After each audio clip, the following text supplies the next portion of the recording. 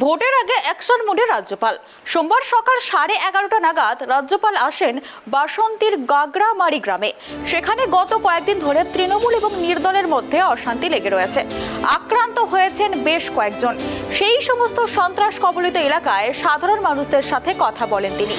বাসন্তী নিহত যুব তৃণমূল কর্মী জাহিরুল মোল্লার পরিবারের সাথে দেখা করার কথাও রয়েছে রাজ্যপালের।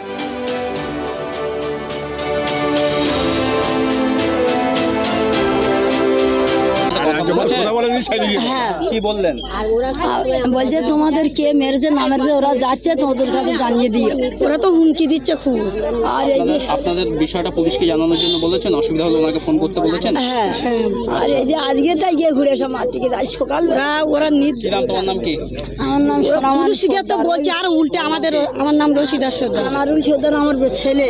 পুলিশকে বলছি, পুলিশ কোনো হেটিং নিচ্ছে না বোম বাজি খালি বলছে তোমরা সব সাইড হয় সাইড হয়। পুলিশরা বোম ফেলে দেবো অন্য এখন। রাজ্যপালের সাথে কথা বললেন? হ্যাঁ বলেছি। কি বলেছেন উনি? উনি বলেছেন নাম্বার দিয়েছেন যে আমরা ব্যবস্থা নেব। আর হচ্ছে ওরা তো সব সময় হুমকি দিচ্ছে, ওরা সব সময় আমাদের হুমকি দিচ্ছে, আমার ছেলে প্রাণে মেরে দেওয়ার হুমকি দিচ্ছে। কেন আপনার ছেলেকে প্রাণে মেরে দেওয়া? যুব সভাপতি, আমরা টিএমসি করি, আমরা নির্দল করছি না বলে ওরা আমাদের উপরে এত অত্যাচার করছে যাতে আমরা ওটা নির্দল মানে রাজাগাজীর নেতৃত্বে। হ্যাঁ, মাদার তৃণমূল। আপনার ছেলে কি করে? আমার ছেলে টিএমসি যুব যুব যুব সভাপতি। হ্যাঁ, যুব সভাপতি। সনদ দত্ত। কোন অঞ্চলের সভাপতি? কাঁঠালবেড়িয়া অঞ্চলে। আপনাকে রাজ্যপাল কি বললেন? সাহায্যের কোনো আশ্বাস? সাহায্যের ওই ফোন নাম্বার দিয়ে গেছেন, যদি আপনার অসুবিধা হয় আমাদের ফোন করবেন। আর বারবার বোম মেরে মেরে আমার স্বামী এই 3বার স্ট্রোক হয়ে মৃত্যু সজ্জায় পাঞ্জা লড়ছে। কি নাম স্বামী? নরেন দত্ত।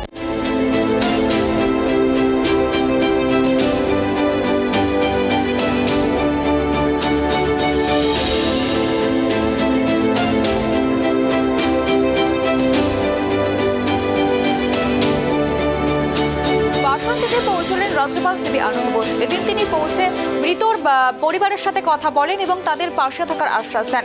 এবং মৃতদের পরিবারের তরফ থেকে জানানো হয় এবং বাসন্তীতে নির্দল এবং তৃণমূলের সংঘর্ষকে ঘিরে উত্তপ্ত হয়ে উঠেছে। সেই বাসন্তীর পরিস্থিতি খতিয়ে দেখতে আজ পৌঁছে যান রাজ্যপাল সিবি আনন্দ বোস। রাজ্যপাল উত্তরবঙ্গ সফরে গিয়েছিলেন, কোচবিহারে ছিলেন। কোচবিহারের ভয়াবহ পরিস্থিতি খতিয়ে দেখার পর আজ সকালে কোচবিহার থেকে তিনি একবারে সরাসরি রওনা দেন বাসন্তীর উদ্দেশ্যে। সেখানে পৌঁছে তিনি বাসন্তীর পুরো পরিস্থিতি খতিয়ে দেখেন। বাসন্তীতে তৃণমূল এবং নির্দলের মধ্যে বচসায় পরিস্থিতি উত্তপ্ত হয়ে উঠেছে। তাই সেই উত্তপ্ত পরিস্থিতি খতিয়ে দেখতে ঘটনাস্থলে পৌঁছে যান রাজ্যপাল সিবি আনন্দ বোস।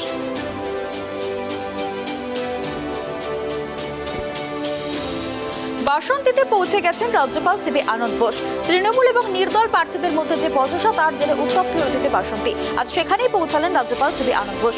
বিস্তারিত জানবো, আমাদের সাথে টেলিফোন লাইনে রয়েছে আমাদের প্রতিনিধি গোপাল শীল। গোপাল, তোমার থেকে যে বিষয়টা জানতে চাইবো যে আজ রাজ্যপাল পৌঁছে গিয়েছেন বাসন্তীতে, সেখানে পৌঁছে তিনি কি বার্তা দিলেন? দেখো তৃপ্তি, ইতিমধ্যে সিবি আনন্দ বোস রাজ্যপাল কিন্তু বাসন্তীর গুলি করে খুনোয়া তৃণমূল নেতার বাড়িতে পৌঁছেছে।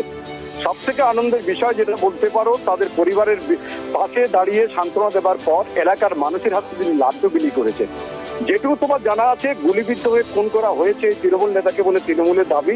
যেহেতু ওই তৃণমূল কর্মীর নাম জিয়ারুল মোল্লা, বছর 40-এর জিয়ারুল মোল্লা জন্ম মানে রাজনৈতিক জন্মকাল থেকে তিনি ডানপন্থী ঘরানার মানুষ বলে ওরা দাবি করেছে।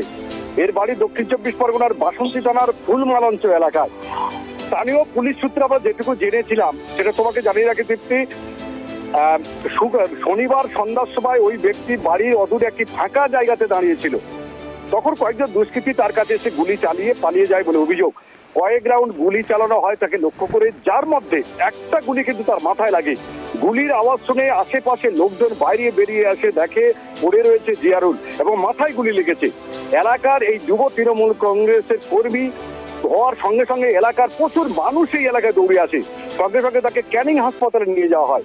ক্যানিং হাসপাতালে নিয়ে যাবার সঙ্গে সঙ্গে চিকিৎসকরা তাকে জানিয়ে দেন তিনি মৃত।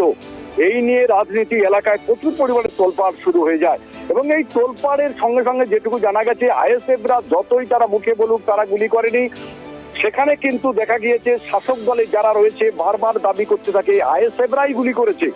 যেখানে নমিনেশন নিয়ে এই বাসন্তী এলাকায়, ক্যানিং এলাকা, ভাঙড়ে এলাকায় একমাত্র প্রতিদ্বন্দ্বী শাসক দলের হচ্ছে আইএসএফ।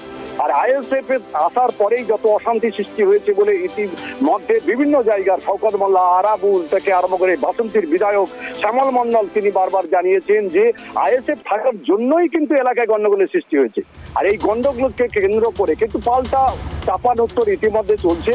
তবে এসবি আনন্দ বোস সেখানে আজকে পৌঁছাবার পরে এলাকায় তার বাড়িতে যান, তার পরিবারের লোকের সঙ্গে কথা বলেন, তাদের সান্ত্বনা দেন, পরিবারের পাশে আসে বলেন এবং বলেন যারা প্রকৃত দোষ করেছে পুলিশকে তদন্ত করা বলা হয়েছে, পুলিশ ইতিমধ্যে তদন্ত শুরু করেছে এবং দোষীদের অবশ্যই শাস্তি হবে বলে তিনি কিন্তু ইতিমধ্যে জানিয়েছেন এবং সেই রকম নির্দেশও দিয়েছে। তবে সবচেয়ে একটা আশ্চর্যের বিষয় হচ্ছে রাজনীতিতে আর কয়েকদিন মাত্র যেখানে পঞ্চায়েত নির্বাচন, সেখানে সিবি আনন্দ বোস আমাদের সম্মানীয় রাজ্যপাল কিন্তু বাড়ি বাড়ি পৌঁছে যাচ্ছেন।